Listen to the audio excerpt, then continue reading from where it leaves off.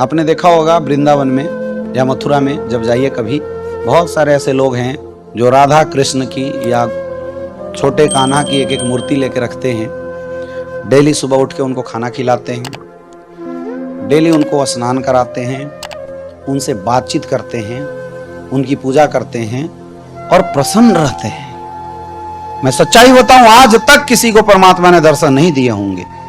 वो उनकी परिकल्पना होती है, जो कहानियां वो लोगों के सामने सुना देते हैं, ये मेरे साथ ऐसा कुछ हुआ, वो एक परिकल्पना है। लेकिन आज तक परमात्मा ने किसी को कलयुग में दर्शन नहीं दिया होगा।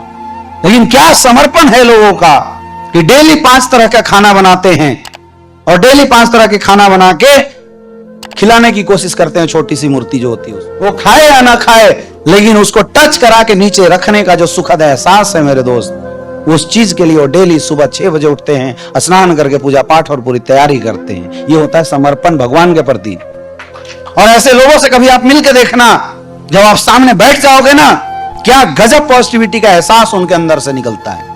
कितना भी निगेटिव इंसान ऐसे लोगों के पास, ऐसे संतों के सामने अगर जाके बैठ जाए, मैं संत ही बोलता हूं उनको, आप देखना आपका माइंड फ्रेश हो जाएगा, क्योंकि पॉजिटिव एनर्जी निकलने लगती है उस समर्पण की वजह से। समझ में आ रहा है? भगवान के दर्शन हुए नहीं हुए थे, लेकिन उस समर्पण ने इतना तगड़ा काम कर दिया, उस इंसान की खुद की आत्म छवि बदल गई।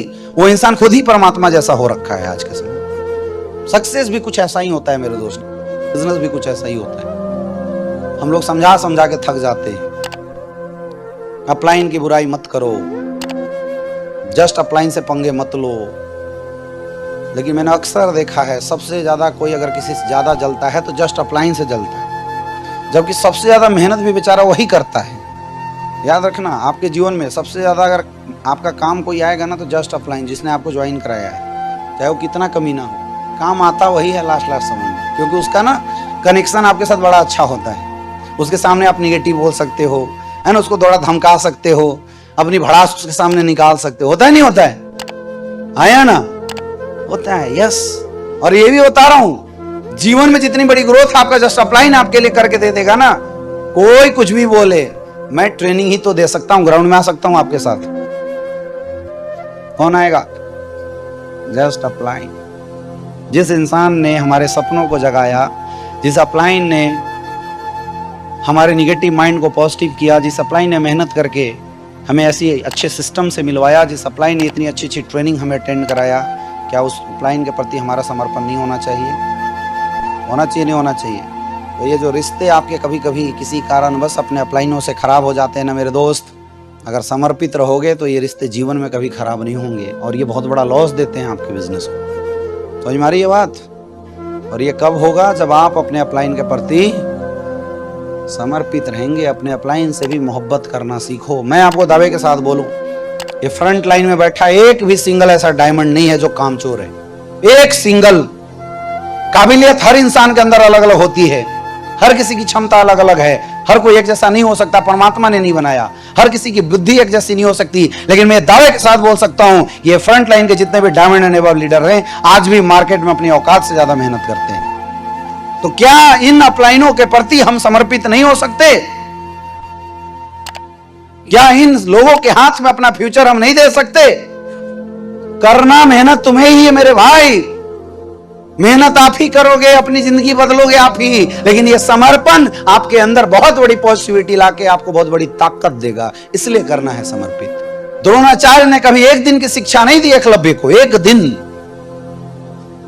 दिन के लिए भी द्रोणाचार्य ने एकलव्य को शिक्षा नहीं दिया, लेकिन एकलव्य ने मान लिया था कि द्रोणाचार्य मेरे गुरु हैं। क्या डेडिकेशन रहा होगा उस लड़के का, सोचो, क्या समर्पण रहा होगा। प्रतिमा लगाया और प्रैक्टिस करना शुरू किया। एक बार पांडव अपना जंगल में गए हुए थे, एक कुत्ता साथ में था।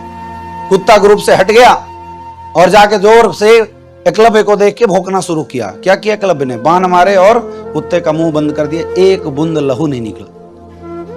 कुत्ता वापस आया, जब पांडवों ने देखा कुत्ते के मुंह में बांध भरा हुआ है लेकिन एक बूंद ब्लड नहीं निकला है, लोगों को आश्चर्य हुआ। स्वयं द्रोणाचार्य जी को आश्चर्य हुआ कि ऐसी धनुर्विद्या तो आज तक मैंने पृथ्वी में किसी को नहीं सिखाया, ये कौन धनुधर है?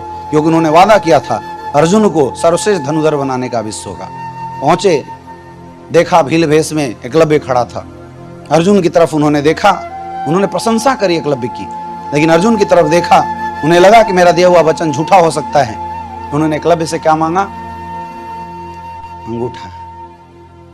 अगर तुम मुझे इतना ही गुरु मानते हो तो मेरी गुरु दक्षिणा दो। एकलव्य ने हंसते हुए बोला, बताइए गुरु जी क्या चाहिए? द्रोणाचार्य ने बोला कि अगर मुझे गुरु दक्षिणा देना है तो अपने दाहिने हाथ का अंगूठा दे दो। आपको क्या लगता है एकलव्य को नहीं पता चला होगा द्रोणाचार्य क्या मांग रहा है? इतना बेवकूफ था क्या? नहीं पता चला होगा? पता चला होगा नहीं चला होगा? क्या उसको ये बात समझ में नहीं आ रही होगी कि द्रोणाचार्य उसके साथ क्या कर रहा है? समझ में आ रहा था, लेकिन एकलव्य ने 1 मिनट देर नहीं किया, बगल से चाकू निकाला और अपना अंगूठा काट के द्रोणाचार्य के सामने समर्पित कर दिया। यह समर्पण की ताकत थी मेरे दोस्त, कि हजारों युद्ध लड़ने के बाद भी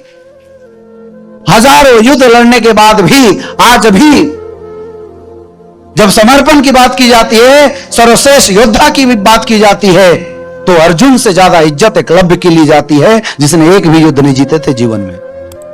आज भी अगर गुरु शिष्य का एग्जाम्पल दिया जाता है तो अर्जुन से पहले एकलव्य का नाम लिया जाता है। हजारों युद्ध जीतने के बाद भी अर्जुन उस मुकाम पे नहीं पहुंच पाया, एक अंगूठा दे के एकलव्य पहुंच गया। That is the power of dedication, power of समर्पण।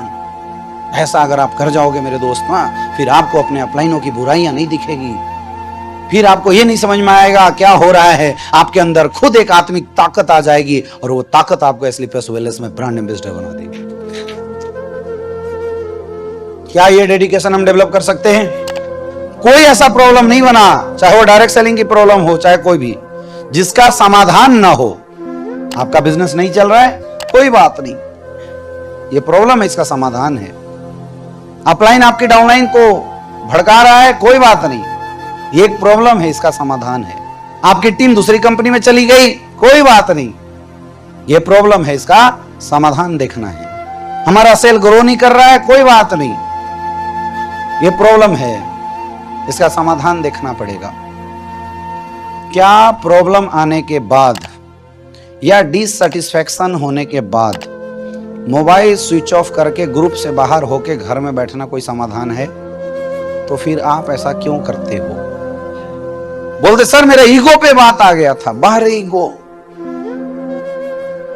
नौकरी में बॉस लात मारता है तब ईगो नहीं आता,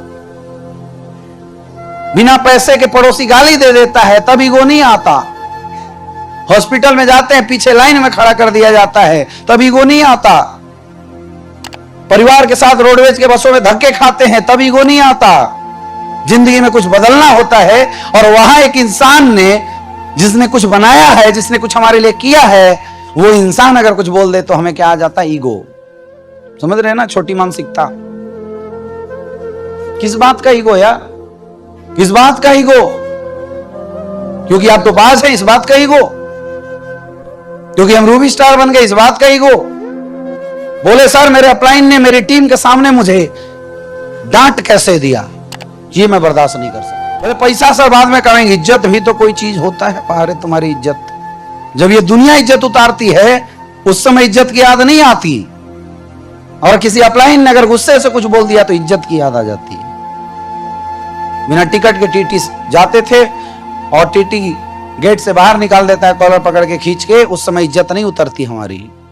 अपने किसी पड़ोसी से गाड़ी मांगते और वो पड़ोसी झूठ बोल देता था, हम पैदल चले जाते थे, उस समय इज्जत हमारी नहीं उतरती थी। और जिस इंसान ने जीवन बनाया, गुस्सा अवश्य अगर उस इंसान ने कुछ बोल दिया तो हमारी इज्जत उतर जाती है, फिर निगेटिव होकर घर में बैठ जाते हैं। अपलाइनों का number you have dial is busy, block list. ऐसे ही होता है ना?